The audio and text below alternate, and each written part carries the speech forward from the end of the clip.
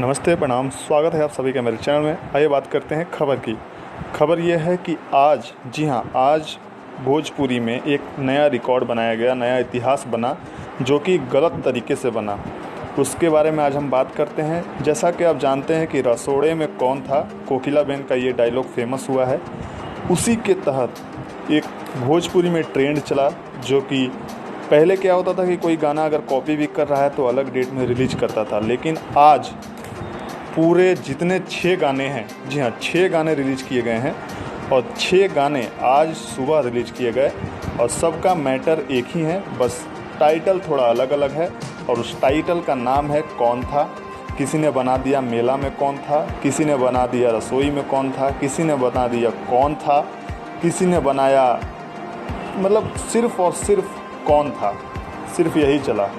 एक ने तो पूरा ही कॉपी कर लिया, रसोड़े में कौन था। नीलकमल सिंह जी का रिलीज हुआ था गाना, रितेश पांडे जी का गाना रिलीज हुआ, अंकुश राजा जी का रिलीज हुआ गाना, कल्लू जी का गाना रिलीज हुआ। तो गाना से कोई आपत्ति नहीं है, लेकिन एक ही मैटर पे अगर 6 गायक गाना गाएंगे तो पब्लिक किसको क्या आशीर्वाद देगा, कितना व्यू किसका जाएगा।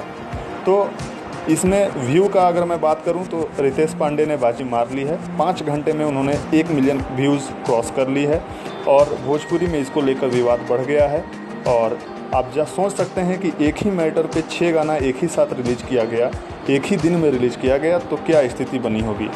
तो ऐसा ना हो ताकि भोजपुरी को फिर से बदनामी हो। मेरा यही कहना था। आपका क्या कहना है कृपया मुझे कमेंट बॉक्स में बताएं।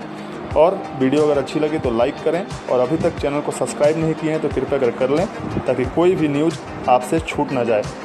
मिलूंगा नए एपिसोड नए न्यूज़ के साथ। फिलहाल के लिए इतना ही। धन्यवाद।